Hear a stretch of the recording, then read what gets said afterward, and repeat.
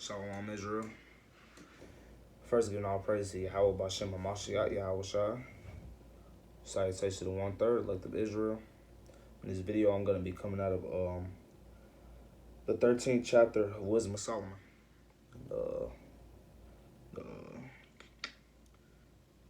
Basically, a little rundown. This chapter is basically going to be talking about idol worship. And yeah, let's get straight into it.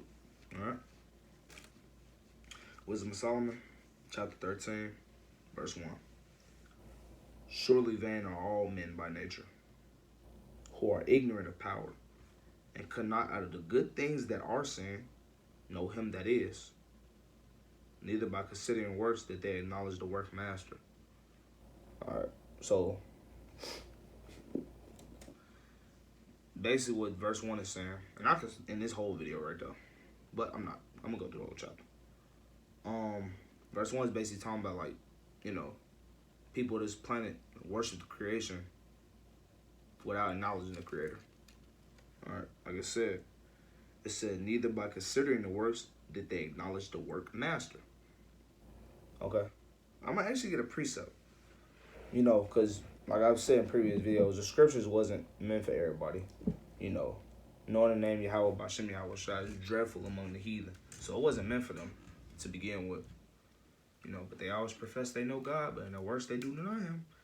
All right, I'm going to First Corinthians. And all right, cool. 1 Corinthians 2:14. It says, but the natural man receiveth not the things of the spirit of power, for they are foolishness unto him. Neither can he know them, because they are spiritually discerned. All right, these heathens, bro. Verse 2 is going to explain it, but these heathens, bro, they were never meant to get it. So it's an astonishment to them. Okay. Verse 2 is the meat. Well, here's some of the meat. All right. Verse 2 says, but deemed either fire or wind or swift air or the circles of the stars or the violent water or the lights of the heaven to be gods which govern the world. That's where you get your Greek mythology. Zeus, Hades, Kratos, just to name a few. I'm not sure if Kratos was a Greek god. That's probably just from God of War. But that's another example. They for all the stuff that goes on in the world and that goes on in the universe, everything, they make up gods for it. All these planets that they talk about and shit are just names of Greek gods, bro. All right. Verse 3. It says, with whose beauty, if they being delighted, took them to be gods. Let them know how much better the Lord of them is, for the first author of beauty hath created them. All right, everything that we see, bro, the wind blowing, the birds flying, the water and the waves crashing, all the cycles of life, the Most High made that. All right, but they don't acknowledge him because they don't know him. But his true kids, the children of Israel, the 144,000, the 1/3, the ones that's under the royal law of liberty, led by Yahweh Shai, taught by Yahweh Shai, doctrine preached by Yahweh Shai. We know these things. Verse 4 says, but if they were astonished at their power and virtue, let them understand by them how much mightier he is that made them. You can't fathom the Most High, bro. He can do exceedingly and abundantly all you could think or imagine. All right, or ask. I think that's how it goes. But yeah, you can't fathom him, bro. There's nothing he can't do. Exceedingly and abundantly. He gonna exceed it and he gonna do a crazy amount of it. You can't fathom it, bro. He has no limits. The Most High literally has no limits. Like you can't put a cap on him. You can't put a cap on him. Okay, now this society we live in has dumbed them down. They confine the Most High to a concrete whorehouse. They confine him to the book. Don't nobody really fear the Most High because they don't know him. All right? The fear of the Lord is, a roughly paraphrase, the fear of the Lord is the beginning of understanding. In order for you to fear the Most High, you have to understand. Okay? Once you fear him, and it's not a fear of, oh, he's the Most High. It's a fear that, like, you understand his word. You understand from all the history that you read about, Israel, from Genesis all the way through the Old Testament, about how we kept being disobedient. He kept showing mercy to us. Once you understand his power, his exceedingly and abundant power, that's where the fear and the understanding comes in. It's love. All right. Verse 5, it says, "For by the greatness and beauty of the creatures, proportionally, it's a lot. For by the greatness and the beauty of the creatures, proportionably, the maker of them is seen." They know, everybody knows that a higher power made everything. But do they really know? They know, but then they don't know. Okay? If you see what I'm saying. All right, verse 6. It says, "But yet for this they are less to be blamed, for they pre-adventure error seeking power and desire to find them." Do they not try to make new innovations for the human body? They try to figure out the most. Everything that these heathens do, everything that these philosophers, scientists, theologists, is all to figure out the Most High. Why do you think they do so much to the human body? They try to implant different shit, try to figure out different shit, make different machinery to scan different parts of the body and do different types of surgery. They try to figure out the Most High. You can't figure them out. The human body is one of the, you can't, bro.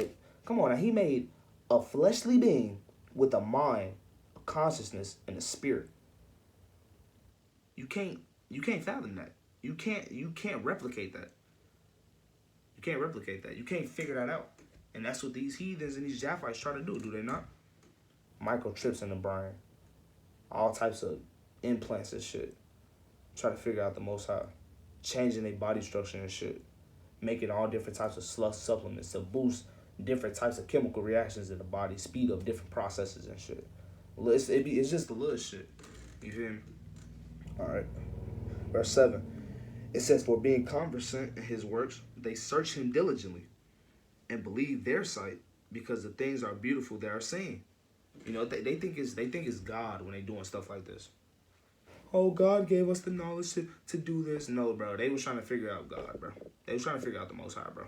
He didn't give them the knowledge to do that shit. These motherfuckers wicked. That's what the fuck they do. Job 9:24. Alright. It says, "Howbeit, neither are they to be pardoned." Alright. Verse 9. Verse 9 is gonna shed some light on verse 8. Actually, I'll go back to verse 7 and I'm gonna read through. It says, "For being conversant in works, they search him diligently and believe their sight, because the things are beautiful that are seen. Howbeit, neither are they to be pardoned." Galatians 6 and 7. Alright. "For they were able to know so much, they could aim at the world. How did they not sooner find out the Lord thereof? But miserable are they, and in dead things is their hope, who called them gods, which are the works of men's hands, gold and silver, to show art in, and resemblances of beast, or stone good for nothing, the work of an ancient hand." Alright, so now we get into the idols, and and the statues and the golden calves and shit. They make them with their hands and then they worship them. Like, bro, what the fuck, bro? Bro, that shit's so fucking stupid, bro. Like, it's just a simple shit. Like, bro, that's stupid. Verse 11. It says, "Now a carpenter that fell a timber, after he had sawn down a tree meet for the purpose, and taken off the bark skillfully round about, and hath wrought it handsomely, and made a vessel thereof fit for the service of man's life. And after spending the refuse of his work to dress his meat, hath filled himself, and taken the very refuse among them which serve to no use, being crooked piece of wood and full of knots, hath carved it diligently when he had nothing else to do, and formed it by the skill of his understanding, and fashioned it to the image of man." Alright? Do they not? They perfect example. In Rio de Janeiro, they have a big ass statue of faggot ass Jesus Christ. Okay? Big dumb ass statue. Just in that motherfucker like this. Like, bro, what the fuck is that? Like, bro, what? Alright. Verse 14. It says, "Or made it like some vile beast, laying it over the vermilion, and with paint, coloring it red, and covering every spot therein." All right, so you see how they say fashion it like beast. Um, Damn, what's the name of the Egyptian fucking dog god? I forgot his name. Its name. I don't know if that's a. I don't know what the fuck it is. But if you know, you know. It's a black ass jackal, pointy ears and shit. Got the little you feel me on. Got the loins. No shirt. Swole as hell. Hella cuts. And it's a fucking dog. And it's I forgot his fucking name. And if somebody get a chance, just comment it for me because I know the name, but I can't think of the name. I will look it up, but then again, I still don't know it. So. And it says, verse 15, it says, and when he had made a convenient room for it, set it in a wall and made it fast with iron. You go into church houses, you see the cross with Jesus Christ on it, fastened to the wall. You know, it'd be like when you walk into the sanctuary, it'd be all the way in the back behind where the pastors be, right above where the choir is. Sometimes they be big, medium sized, small, or they have a few small ones all laid throughout the church. Or another example, you go to some churches outside, they have a big ass statue of faggot ass Jesus Christ. All right. And for he provided for it, that it might not fall, knowing that it was unable to help itself, for it is an image and hath need of help. It's an idol. It can't. You made it. You made it. How the fuck can you worship something that you made? It can't help itself. It can't breathe. It can't talk. It ain't gonna save you. So what's the purpose? All right. Verse 17. Then maketh he prayer for his goods, for his wife and children, and is not ashamed to speak to that which hath no life. Stupid. Real life stupid. For health he calleth upon which is weak. For life prayeth to that which is dead. For aid humbly beseecheth that which hath less means to help. And for a good journey he asketh of that which cannot set a foot forward. I'm gonna read verse 19 now. I'm gonna get into it. And it said, and for gaining and getting, and for good success of his hands, asketh the ability to do of him that is most unable to do anything. All right. I'm gonna go into a few examples. Pull a few more precepts too. Jesus Christ, for example, perfect example. What do our people do? What do Israelites do? They go to church, pray to Jesus Christ, weak ass sermon by these bullshit ass sellout ass pastors. Go home, put money in church. Go home, and shit changes. Still getting fucked up. Still gotta go to work the next day. Body aching and shit. No money in your pocket like that. Late on bills and shit. Still calling on the name Jesus. Ain't shit changing. Make it make sense, my nigga. Come on now. You can't, bro.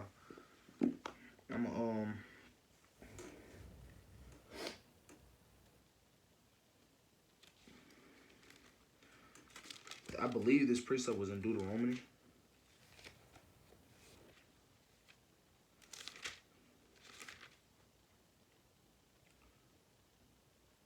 Alright, verse 36. Just like I said, our people, ever since we've been over here, when we got over here on slave ships, we've been worshiping idol gods, bro. Alright, it said, this is Deuteronomy 28, verse 36. It says, the Lord shall bring thee and thy king, which thou hast set over thee, unto a nation which thou neither know nor thy fathers have known, and there shalt thou serve other gods, wood and stone. Okay. You got people in this country that worship Buddha, Muslims everywhere worshiping Allah, fucking Jesus Christ, and many more others that I don't know, because it's a lot of fucking idols and false gods out here, bro. Alright. But this is going to be in the end of this video. I just wanted to get into idols. Because I gotta understand something, bro. Like the Most High is like, you can't fathom him, bro. And I'm just going to leave it at that. Alright. I can't even fathom him. I've only been in remembrance of these scriptures and this knowledge for about a year. Alright, and I'm still trying. I haven't even finished the whole book yet. So I'm still trying. But first giving all praise to Yahweh Bashim Yahweh Shai. Salutations, family. Hopefully you guys will be in the next one. Shalom.